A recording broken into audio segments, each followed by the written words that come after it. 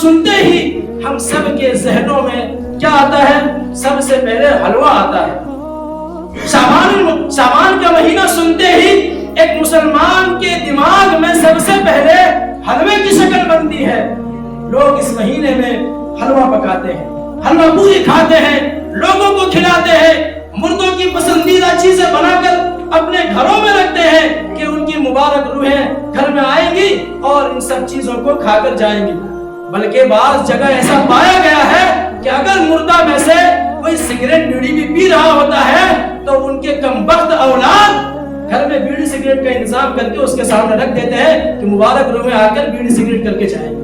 نعوذ باللہ، کیسا عقیدہ ہے، ذرا سوچ کے دیکھیں۔ تصور تمام قسم کی تعریفات، توصیفات، کبریائی، بڑائی، بزرگی، حمد و ثنا اس اللہ رب العالمین، اس احکم الحاکمین کے لیے لائق و سزاوار ہوں جس نے ہم بنی نوع انسان کو اس دار فانی کے اندر بھیجا اور ہماری رشد و ہدایت کے لیے بے شمار انبیاء کرام کو اس دنیا کے اندر مبعوث فرمایا۔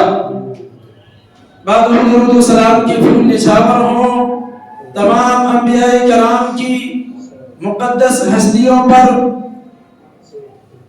بعد درود و سلام ہو اہل بیت پر، تمام صحابہ کرام کی مقدس جماعت پر، تمام تابعین اعظام کی جماعت پر، تبع تابعین پر، اور اللہ رب العالمین اپنا فضل و کرم فرمائے ہم سب پر، آمین۔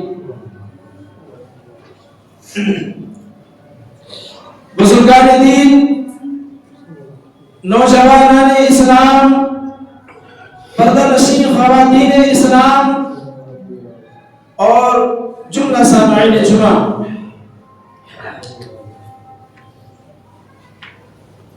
آج میں آپ کے سامنے جس موضوع کو لے کر حاضر ہوا ہوں وہ موضوع ہے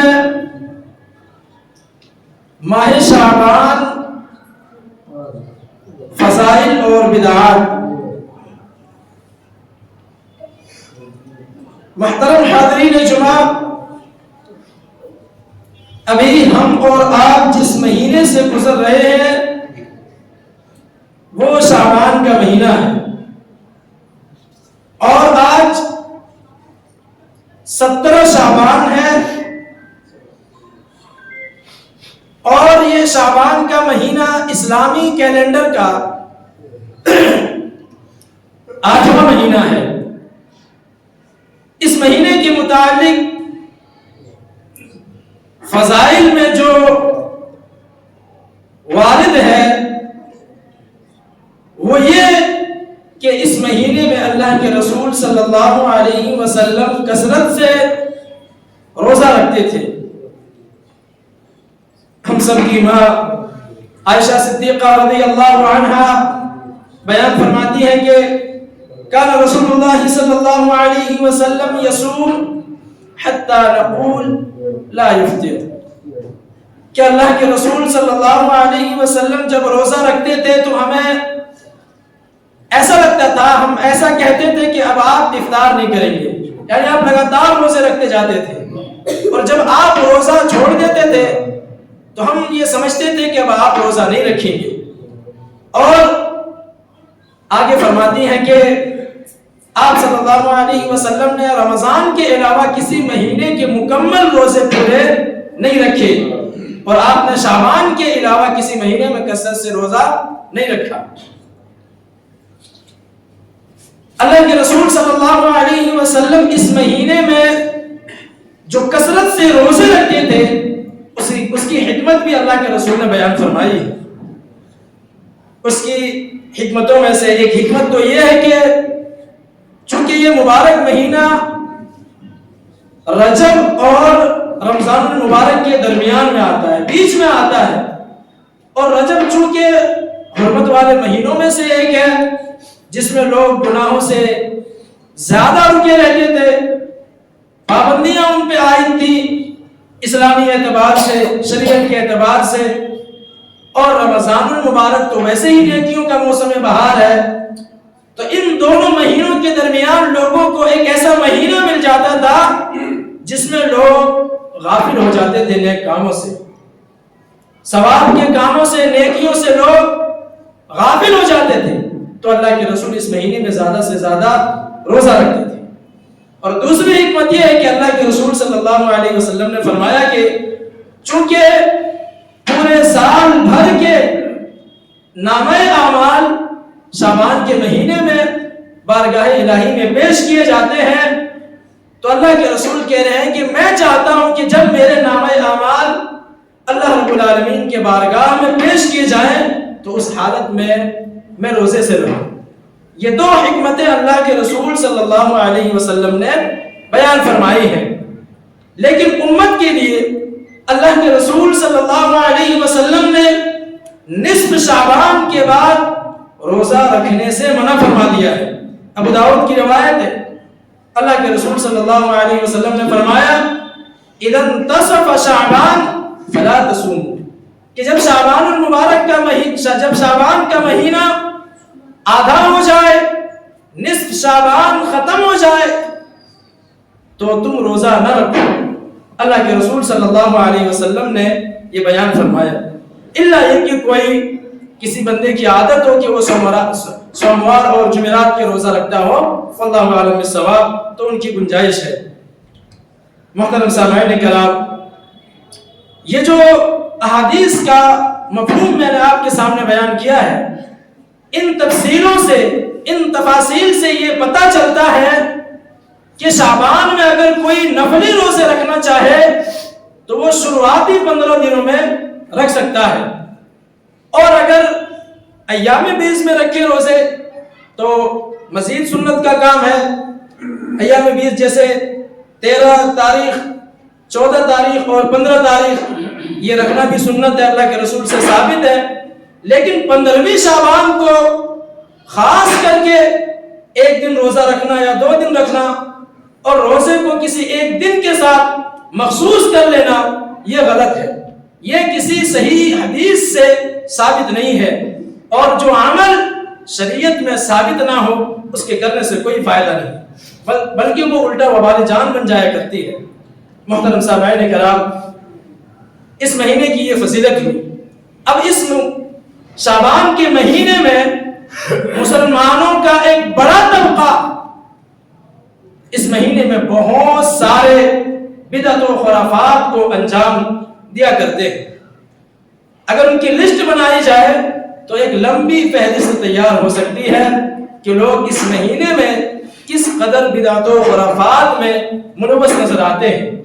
ان میں سے پہلا کیا ہے، میں سرسری طور پر آپ کے سامنے کچھ بیان کرتا چلوں۔ ابھی چونکہ 2 دن پہلے 15ویں شعبان گزرا، لوگ اس میں نہ جانے کتنی بدعتیں خرافاتیں انجام دے چکے ہوں گے۔ شعبان کے مہینے میں برات کی رات سمجھنا، اس رات کے متعلق بہت ساری موضوع اور ضعیف احادیث کا سہارا لے کر کے لوگوں کے اندر یہ رجحان پیدا ہو گیا، بلکہ کچھ علماء سو نے یہ پیدا کر دیا ہے لوگوں کو بتا کر کہ یہ بخشش اور جہنم سے آزادی کی رات ہے۔ اس لیے لوگ رات بھر شب بیداری کرتے ہیں، جوک در جوک، گروہ در گروہ لوگ مسجدوں میں جمع ہوتے ہیں، عبادتیں کرتے ہیں، مسجدوں کو سجاتے ہیں، قبرستانوں کی زیارت کرتے ہیں، ان کو بھی سجاتے ہیں اور چراغاں کرتے ہیں۔ جس قبرستان میں اللہ کے رسول نے جانے کی اجازت صرف اس لیے دی تاکہ وہاں جا کر کے لوگ اپنی موت کو یاد کریں، اپنی آخرت کو یاد کریں، اسی لیے اجازت ملی تھی کہ تم قبرستانوں کی زیارت کیا کرو، کیونکہ وہاں جانے سے تمہیں احساس ہوگا کہ یہاں ایک دن مجھے بھی آنا ہے، ہمیں بھی ایک دن اس مٹی کے اندر آنا ہے، مٹی کے نیچے آنا ہے، اور ہمیں بھی سوال و جواب کا وہ مرحلہ طے کرنا ہے، لوگوں کے اندر احساس پیدا ہو۔ لیکن آج لوگوں نے قبرستانوں کو بھی کھیل بنا دیا ہے، سجا سجا کے قبروں کو اس قدر مزار بنا دیا ہے، دیکھنے میں آتا ہے کہ یہ قبرستان ہی نہ ہو۔ میرے بھائیوں، یہ ساری کی ساری عبادتیں، اعمال، افعال، جو بھی یہ کرنے کے کام ہیں، شریعت کے کسی بھی دلائل سے، احادیث سے، قرآن آیات سے ثابت نہیں ہے. اگر ثابت ہے تو کوئی انسان بالکل بھی احادیث لے کر کے آ سکتا ہے, دکھا سکتا ہے, ہم انشاءاللہ ان سے زیادہ پرجوش انداز میں عمل کریں گے. محترم سامعین کرام, یہ ہو گئی ایک پوائنٹ کی بات. ایک نقطے میں یہ بات ہو گئی کہ شب برات میں 15ویں شعبان کو خاص کر کے اس رات میں عبادت کرنا اور اس رات کو خاص کر کے نوافل نمازوں کا اہتمام کرنا, فلاں فلاں رکعات پڑھنا, فلاں فلاں رکعاتوں میں یہ سورت پڑھنا, تو ہمارے لیے یہ ہو جاتا ہے. میرے بھائی, ان سب کی کوئی دلیل شریعت کے اندر موجود نہیں ہے. اب لوگ کیا دلیل دیتے ہیں ذرا دیکھیے گا. ایک انسان کے اندر اگر شریعت کا علم نہ ہو تو وہ بیوقوف بنا دیتے ہیں انہیں. وہ کہتے ہیں کہ ہم تو نماز پڑھ رہے ہیں, کہ اللہ رب العالمین ہمیں نماز پڑھنے پہ بھی عذاب دے گا؟ یہ تو اچھا کام ہے, یہ تو ہم نیک کام کر رہے ہیں, نماز پڑھ رہے ہیں. نماز پڑھنا اور رات میں عبادت کرنا کیا غلط ہے؟ نماز پڑھنا غلط نہیں ہے, عبادت کرنا غلط نہیں ہے, لیکن جو آپ سنت کی مخالفت کر رہے ہیں اور جو عمل شریعت سے ثابت نہیں ہے اس پر جو آپ عمل کر رہے ہیں, اس پر اللہ رب العالمین آپ کو عذاب دے گا, اس پر اللہ رب العالمین آپ کو گرفت میں لائے گا. یہ بات یاد رکھیے کہ اسلام جو ہے, شریعت جو ہے, وہ کثرت نہیں چاہتا ہے. یہ نہیں کہتا ہے کہ آپ رات رات بھر عبادتیں کریے, آپ خوب عبادتیں کریے. اسلام اطاعت چاہتا ہے, کثرت نہیں چاہتا. اللہ رب العالمین نے کبھی یہ نہیں کہا کہ تم بہت زیادہ نمازیں پڑھو, بہت زیادہ صدقات و خیرات کرو, بلکہ لوگ فرض کر دیا, واجب کر دیا. ایسا کچھ نہیں ہے. اسلام اطاعت چاہتا ہے. جہاں کہاں بیٹھ جاؤ وہیں بیٹھ جانا ہے. جو عمل ثابت ہے, جو کرنے کے لیے کہہ دیا ہے وہ کرنا ہے. بس اسی میں نجات ہے کہ جو کرنے کے لیے کہا گیا ہے ہم وہ اعمال کریں, اس کے بعد جو نوافل ہے جتنا ہم سے ہو سکتا ہے وہ کریں, لیکن سنت سے ثابت ہونا چاہیے. کیونکہ اللہ کے بارگاہ میں اعمال وہی قبول ہوتے ہیں جو کتاب و سنت سے ثابت ہو, جس پر اللہ اور اس کے رسول کی مہر لگی ہو. ورنہ کتنے ایسے کام ہیں ہم اچھا سمجھیں, آپ اچھا سمجھیں, لوگ اسے اچھا سمجھیں, وہ اللہ کے یہاں اچھا نہ ہو تو پھر اس اچھائی کی کوئی قیمت نہیں ہے. اسی لیے اعمال افعال وہی کریں جو شریعت سے ثابت ہو. 15ویں شعبان کو لیلہ مبارکہ سمجھنا, یعنی اس رات کو یہ سمجھنا کہ یہ مبارک رات ہے اور اسی دن قرآن مجید کا نزول ہوا تھا. یہ لوگوں کے اندر ایک غلط فہمی ہے اور غلط سمجھ ان کے اندر آ گئی ہے. اللہ رب العالمین نے قرآن مجید میں فرمایا انا انزلناہ فی لیلۃ مبارکہ, کہ ہم نے اسے یعنی قرآن مجید کو لیلہ مبارکہ میں نازل کیا, مبارک رات میں نازل کیا. اور وہ مبارک رات کون سی ہے؟ وہ لیلۃ القدر کی رات ہے. لوگوں نے اس کا غلط مفہوم سمجھ کر کے 15ویں شعبان کی رات کو سمجھ لیا ہے.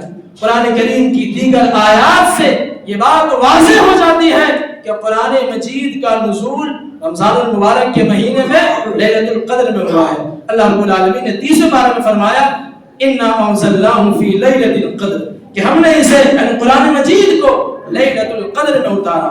اس سے بھی واضح آیت آپ کو چاہیے تو سورہ بقرہ اٹھائیے, دوسرے پارے میں اللہ رب العالمین نے فرمایا شہر رمضان الذی انزل فیہ القرآن. واضح الفاظ ہیں کہ رمضان وہ مہینہ ہے جس میں ہم نے قرآن مجید کو نازل کیا. محترم سامعین کرام, اتنی واضح دلائل موجود ہونے کے بعد لوگ اپنی دکانیں چلانے کے لیے, اپنے پیٹ بھرنے کے لیے, جیب گرم کرنے کے لیے عوام الناس کو گمراہ کیا کرتے ہیں اور اپنی جیب گرم کرنے کے لیے, موٹی رقم کمانے کے لیے شریعت میں اپنی طرف سے بات لگاتے ہیں اللہ کے رسول کا حوالہ دے کر کے.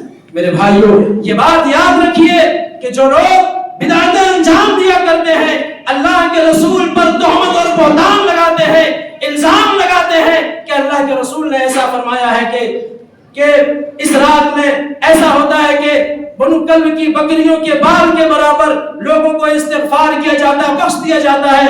وہ حدیث پیش کرتے ہیں ترمذی شریف کی کہ اللہ کے رسول صلی اللہ علیہ وسلم آدھی رات کو اٹھ کے قبرستان کی طرف چلے گئے تھے. اپنی عائشہ صدیقہ رضی اللہ عنہا ان کے پیچھے ہو لیے, ان کو لگا کہ آپ میری باری میں کسی اور کے پاس چلے جائیں. اللہ کے رسول نے فرمایا ایسا میں ظلم ہرگز نہیں کر سکتا. اس کے بعد امام ترمذی رحمۃ اللہ علیہ نے اس حدیث کو ترمذی شریف میں روایت کیا ہے, پورا واقعہ بیان کیا ہے. پھر کہ جو ضعیف روایت ہے کہ اس کے بعد سے اللہ کے رسول نے فرمایا اللہ تعالیٰ آسمانی دنیا پہ آتا ہے، پھر بنو کلب کے بکریوں کے بال کے برابر لوگوں کا استغفار کرتا ہے.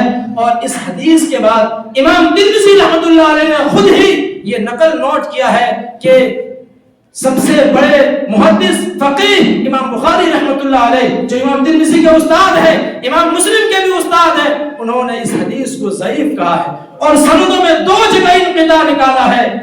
اس کے باوجود لوگ اس کا حوالہ دیتے ہیں. یہی روایت مسلم شریف میں موجود ہے کہ اللہ کے رسول صلی اللہ علیہ وسلم اٹھ کے گئے تھے قبرستان کی طرف، امی عائشہ بھی ان کے پیچھے چلی تھی. یہاں تک تو روایت صحیح ہے. اس کے بعد جو روایت میں بیان کیا جاتا ہے وہ ضعیف ہے، وہ موضوع ہے، وہ من گھڑت بات ہے، وہ خود ساختہ بات ہے. امام مسلم رحمۃ اللہ علیہ نے مسلم شریف میں یہی روایت ذکر کی ہے، اس میں ایسی کوئی بات نہیں ہے. محترم سامعین کرام، یہ لوگ ضعیف اور موضوع احادیث کا سہارا لے کر کے دین کو کھلواڑ بنا رہے ہیں، بلکہ ایک بدعتی شخص اس کے گناہ سے لوٹنے کی امید نہیں کی جا سکتی. ایک گناہگار آدمی ہے، کوئی گناہ کا کام کر رہا ہے، اس سے امید ہم لگا سکتے ہیں کہ امید ہے وہ گناہ کا کام چھوڑ دے، کیونکہ وہ اسے گناہ سمجھ رہا ہے. وہ انجام تو دے رہا گناہ کو، کر تو رہا گناہ کا کام، لیکن اس سے امید ہم رکھ سکتے ہیں کہ وہ گناہ کا کام ایک دن چھوڑ دے. لیکن ایک بدعتی شخص جو وہ کام کر رہا ہوتا ہے اسے وہ گناہ ہی نہیں سمجھتا ہے، اسے وہ نیک اعمال سمجھ کر کے، ثواب کا کام سمجھ کر کے کرتا ہے. اور ایک بدعتی شخص یہ سمجھتا ہے کہ دین نامکمل ہے. نعوذ باللہ، اللہ کے رسول نے ہمیں وہ سارے اعمال نہیں بتائے جن سے ہم نیکی کما سکتے ہیں. میرے بھائیوں، اللہ کے رسول صلی اللہ علیہ وسلم نے اس دین کو مکمل بتایا ہے. اللہ تعالیٰ نے اس دین کو مکمل کر دیا ہے. ثواب کے جتنے کام ہیں وہ سارے شریعت کے اندر موجود ہیں، وہی کر کے ہمیں نجات پانا ہے. اس کے علاوہ ہمارے ذہن سے جو باتیں آ رہی ہیں، یہ اچھا کام ہے، فلاں اچھا کام ہے، اس کے کرنے میں کیا حرج ہے، تو پھر ایسی تو ساری باتیں ہو جائیں گی. مغرب کی نماز 3 رکعت ہے، کوئی 8 رکعت پڑھ لے، نمازی تو پڑھ رہے ہیں، اچھا کام ہی تو کر رہے ہیں. لا الہ الا اللہ آسان کے آخر میں کہتے ہیں، کوئی محمد رسول اللہ پڑھا دے، اچھا ہی تو کام کر رہے ہیں. اس طرح بدعتیں ایجاد ہوتی رہیں گی. کہتے ہیں نا بدعتوں کے کہیں سر پیر نہیں ہوتے، ایک بدعت 100 بدعتوں کو جنم دیتی ہے. اسی لیے میرے بھائیو، سنت کو گلے لگائیے. جب تک آپ سنت سے جڑے رہیں گے بدعت سے بچے رہیں گے. اگلا پوائنٹ ہے گھروں، مسجدوں اور قبرستانوں کو سجانا، چراغاں کرنا. اس کو میں نے مختصر آپ کے سامنے بیان کر دیا ہے کہ اس موقع سے لوگ مسجدوں کو سجاتے ہیں، ٹمٹمے اور لائٹیں لگاتے ہیں اور غیروں کی مشابہت کرتے ہیں. غیر مسلموں کے یہاں ایک تہوار ایسا آتا ہے دیوالی کے نام پر، جہاں لوگ اپنے گھروں کو، محلے کو اور شہروں کو سجاتے ہیں بالکل اس کی مشابہت کرتے ہوئے. ہمارے یہاں مسلمانوں میں سے ایک بڑا طبقہ اس کی مشابہت کرتے ہوئے گھروں کو، مسجدوں کو چراغاں کرتے ہیں اور سجاتے ہیں. یہ بھی شریعت سے ثابت شدہ عمل نہیں ہے، بدعت ہے. اور اس مہینے میں جو سب سے خاص عمل ہے، شعبان کا نام سنتے ہی ہم سب کے ذہنوں میں کیا آتا ہے؟ سب سے پہلے حلوہ آتا ہے. شعبان کا مہینہ سنتے ہی ایک مسلمان کے دماغ میں سب سے پہلے حلوے کی شکل بنتی ہے. لوگ اس مہینے میں حلوہ پکاتے ہیں، حلوہ پوری کھاتے ہیں، لوگوں کو کھلاتے ہیں، مردوں کی پسندیدہ چیزیں بنا کر اپنے گھروں میں رکھتے ہیں کہ ان کی مبارک روحیں گھر میں آئیں گی اور ان سب چیزوں کو کھا کر جائیں گی.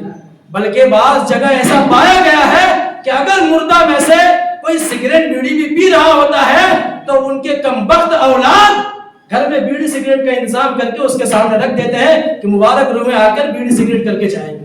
نعوذ باللہ، کیسا عقیدہ ہے، ذرا سوچ کے دیکھیے، تصور کر کے دیکھیے.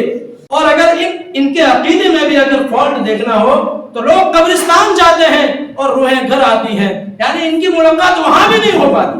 میرے بھائیوں، اور یہ حلوہ پوری کھا کر کے دلیل کیا دیتے ہیں کہ اللہ کے رسول صلی اللہ علیہ وسلم کے دندان مبارک غزوہ احد میں شہید ہو گئے تھے. بات صحیح ہے بالکل، غزوہ احد میں آپ صلی اللہ علیہ وسلم کے دندان مبارک شہید ہوئے تھے. یہاں تک بات صحیح ہے، لیکن آگے یہ اپنی بات کے شامل کرتے ہیں کہ اللہ کے رسول صلی اللہ علیہ وسلم نے اس موقع سے حلوہ کھایا تھا. اب ذرا ان کی علم دیکھیے، ان کی تاریخ کا جائزہ لیجئے. غزوہ احد کون سے ہجری میں پیش آیا؟ سن 3 ہجری میں غزوہ احد پیش آیا. کس مہینے میں؟ शव्वाल के महीने में पेश आया।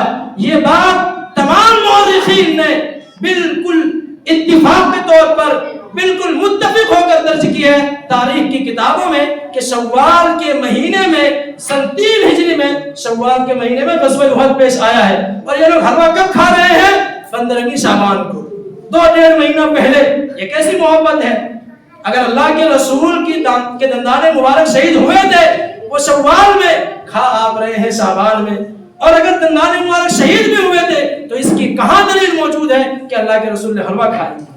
अब इनके यहाँ जो उलमा भी होते हैं स्टेजों पर ये चढ़ करके दीन को मजाक बना लिए हैं। इनसे अगर कोई दलील भी मांगे तो मज़ाहिया अंदाज में कहते हैं कि लोग किताबों में हलवा तलाश करते हैं, हलवा तो कढ़ाई में होता है। हलवा कहाँ होता है? कढ़ाई में हलवा होता है। तुम किताब में ढूंढते रहो, हम खाते रहेंगे। मेरे भाइयों, अगर शरीयत के मसाइल हम ऐसे ही हल करते रहे, ऐसे ही दलाइल देते रहे तो फिर दीन का बेड़ा गर्क हो जाएगा। इनके उलमा जिन्हें किताब का इल्म नहीं, सनद का इल्म नहीं, तखरीज का इल्म नहीं, ये हदीस कहां से निकल के आई है, इस सनद में कितने रावी ज़ईफ है, मुदल्लिस है, कहां का इनक़िता पाया गया है, मौज़ू रिवायत को लेकर के, मनगढ़ंत रिवायत को लेकर के, खुद साख्ता बातें लेकर के, इनके यहाँ तो कई उलमा ऐसे हैं कहानी शरीफ की सीरीज चलाते हैं। कहीं चांद इजाजत लेने आता है पीर के पास, कहीं पीर चला जाता है किसी के पास। मेरे भाइयों, इन सारी चीजों का शरीयत से कोई ताल्लुक नहीं है। शरीयत किस चीज का नाम है? अगर मैं यहाँ खड़ा होकर के आपके सामने कोई बात कह रहा हूं तो मेरे ऊपर ये जिम्मेदारी है। अल्लाह के रसूल सल्लल्लाहु अलैहि वसल्लम ने अहले इल्म को, उलमा को नाइब वारिस बना करके गए हैं। हमें विरासत में इल्म जो देकर गए हैं, इसलिए नहीं कि हम अपनी मनमानी बात करें। अगर मैं यहाँ से आपके गोशे गुज़ार, आपकी समाज में कुछ बातें कह रहा हूँ तो वो कुरान और हदीस से कह रहा हूँ, और मेरी जिम्मेदारी बनती है कि मैं कुरान और हदीस के दलाइल के साथ बातें रखूं, वरना कल क़यामत के दिन बड़ी सख्त पकड़ होगी। अल्लाह के रसूल सल्लल्लाहु अलैहि वसल्लम की वो हदीस आपको याद होगी कि क़यामत के दिन सबसे पहले 3 लोगों को लाया जाएगा। उनमें वो आलिम भी होगा जो कहेगा दुनिया में कि मैंने तेरे वास्ते दुनिया में ये किया, फला किया। अल्लाह रब्बुल आलमीन कहेगा कसम तू झूठ बोल रहा है, तूने लोगों में शोहरत हासिल करने के लिए, माल हासिल करने के लिए, फेमस होने के लिए, इंस्टाग्राम पर फॉलोअर्स बढ़ाने के लिए, यूट्यूब पर सब्सक्राइबर्स बढ़ाने के लिए तुमने दीन का बेड़ा गर्क किया। तुमने लोगों के सामने कौम की बड़ी रकम जलसों में लगती है, प्रोग्रामों में लगा करती है, वहां से एक पैगाम पहुंचना चाहिए। उन जलसों से तुमने सिर्फ पीर की कहानियां सुनाई है, तुमने सिर्फ खुद साख्ता बातें दी है, मौजू मनगढ़ंत रिवायतों को लेकर के। अल्लाह के रसूल का नऊज़ बिल्लाह अफसोस के साथ कहना पड़ता है, अल्लाह के रसूल का हवाला दे करके तुमने लोगों को गुमराह किया। कल क़यामत के दिन अल्लाह के रसूल के सामने जब तुम आओगे, आबे कौसर के लिए क्या मुंह दिखाओगे? रब्बुल आलमीन के सामने तुम्हें खड़ा किया जाएगा, अल्लाह रब्बुल आलमीन के सामने तुम क्या मुंह दिखाओगे? मेरे भाइयों, ये जितनी बातें होती है शरीयत से किसी का सबूत नहीं मिलता। आखिर में एक बात, मैं अपनी बात को बताकर खत्म करता हूँ कि इन बिदअतों को अंजाम दे करके इनके कुछ उलमा बिदअत में तफरीक करते हैं कि ये बिदअत तो है लेकिन बिदअत हसना है। हसना माने अच्छी, ये अच्छी बिदअत है, अच्छा काम है। एक बात मैं आपको बताता हूँ कि अगर कोई चीज हराम लफ्ज के साथ, हराम काम के साथ हसना लगा दे तो क्या वो सही हो जाएगा? शराब के आगे कोई लगा दे ये इस्लामी शराब है तो क्या शराब जायज हो जाएगा? म्यूजिक के आगे कोई ये लगा दे कि ये इस्लामिक म्यूजिक है तो क्या म्यूजिक हलाल हो जाएगा? मेरे भाइयों, ये अल्फाज के पेचो खम में लोगों को फंसाते हैं, अल्फाज के फेरे में लोगों को ले आते हैं, क़यास करके, दलाइल लेकर के, इज्मा की बात, यहाँ की बात, वहाँ की बात। कभी इनके यहाँ से ये नहीं सुना गया बुखारी में ये है, मुस्लिम में ये है, बल्कि इनके एक रिपोर्टर लोगों को जाके पूछता है कि आप किसके उम्मती हैं, तो इनके उलमा ने लोगों का ये जहन बना दिया है कि आला हजरत का नाम लेकर के कि उनकी जुबान से नऊज़ बिल्लाह ये निकलता है कि हम आला हजरत की उम्मती हैं। نعوذ باللہ، جس نبی کے ہم امتی ہے وہ نبی ہمارے لیے رات رات بھر جا کر ہمارے لیے دعائیں کر رہے ہیں۔ اگر اللہ کا عذاب ہم پہ نہیں آ رہا ہے، ہم بچے ہوئے ہیں، دیگر قوموں کی طرح ہم برباد نہیں ہوئے ہیں، تو یہ اللہ کے رسول کی دین ہے، اللہ کے رسول کی دعا کی بدولت ہے کہ ہم پر اللہ کا عذاب نہیں آ رہا ہے۔ ورنہ آپ بتائیے کہ وہ کون سی برائی ہے، وہ کون سا گناہ ہے جو ان امتوں میں موجود تھی اور آج ہم میں موجود نہیں ہے۔ ان میں زنا عام تھا، کہ آج دنیا میں زنا عام نہیں ہے؟ ان میں شراب کی دکانیں چلتی تھی، شراب کی محفلیں سجتی تھی، کہ آج لوگ لائسنس لے کر شراب کی دکانیں نہیں چلاتے؟ ان میں زنا عام تھا، برائیاں عام تھی، سود عام تھا۔ آج وہ کون سی برائی ہے جو ہم مسلموں میں، ہمارے قوم میں نہیں پائی جاتی؟ اگر ہم بچے ہوئے ہیں اللہ کے عذاب سے، اللہ کے رسول کی دعا کی بدولت ہے، اس نبی کی امتی ہو کر کے ان لوگوں کو شرم نہیں آتی اللہ کے رسول پر بہتان لگاتے ہوئے، اللہ کے رسول پر الزام لگاتے ہوئے اور دعویٰ کرتے ہیں کہ ہم اللہ کے رسول سے سب سے زیادہ محبت کرتے ہیں۔ محبت نہیں میرے بھائیوں، یہ بغاوت ہے، محبت نہیں، یہ بغاوت ہے۔ ہم سے زیادہ پیارے رسول صلی اللہ علیہ وسلم سے کون محبت کر سکتا ہے؟ بخاری مسلم کی روایتوں کو چھان چھان کے ہم نے یہ سمجھا کہ اللہ کے رسول ایسے مسکراتے تھے، اللہ کے رسول ایسے چلتے تھے، اللہ کے رسول کے بال ایسے تھے، اللہ کے رسول کے جسم مبارک ایسا تھا۔ ان ساری چیزوں کو ہم نے چھان کے پڑھا ہے۔ اللہ کے رسول کی باتیں لے کر کے ہم چلتے ہیں، ان سے زیادہ محبت کون کر سکتا ہے؟ ہم سے زیادہ محبت اللہ کے رسول سے کون کر سکتا ہے؟ محترم سامعین کرام، یہ باتیں تھی شعبان کے متعلق سے کہ شعبان المبارک کی فضیلت صرف اتنی عائد ہوئی ہے، اتنی وارد ہوئی ہے حدیثوں میں کہ اللہ کے رسول صلی اللہ علیہ وسلم کثرت سے روزہ رکھا کرتے تھے، اور اس میں سال بھر کے اعمال اللہ کے یہاں پیش کیے جاتے ہیں۔ تو کوئی روزہ رکھنا چاہے تو 15ویں شعبان شروعاتی 15 دنوں میں رکھ سکتا ہے، بعد کے 15 دنوں میں اللہ کے رسول نے ابو داؤد کا حوالہ دے کر کے منع کر دیا ہے کہ تم جب شعبان نصف ہو جائے تو روزہ نہ رکھو۔ اس کے علاوہ شعبان میں جتنے بھی کام کیے جاتے ہیں وہ سارے کے سارے بدعت ہیں، خرافات ہیں، ان سے بچنے کی ضرورت ہے، اور ان سے ہم تبھی بچ سکتے ہیں جب اپنے علماء سے جڑے رہیں گے، کتاب و سنت کو اپنائے رہیں گے، توحید اور سنت پر عمل پیرا رہیں گے۔ آخر میں رب العالمین سے دعا ہے کہ رب العالمین تو ہم تمام مسلمانوں کو ان کہی گئی باتوں پر عمل کرنے کی توفیق دے، آمین۔ رب العالمین ہم تمام مسلمانوں کو بدعت و خرافات سے دور رکھ، آمین۔ رب العالمین ہمیں توحید پر آخری دم تک ثابت قدم رکھ، جب ہمارا خاتمہ ہو تو توحید پر، کلمہ توحید پر، کلمہ طیبہ پر، لا الہ الا اللہ محمد رسول اللہ پر ہمارا خاتمہ ہو، آمین۔ تقبل یا رب العالمین۔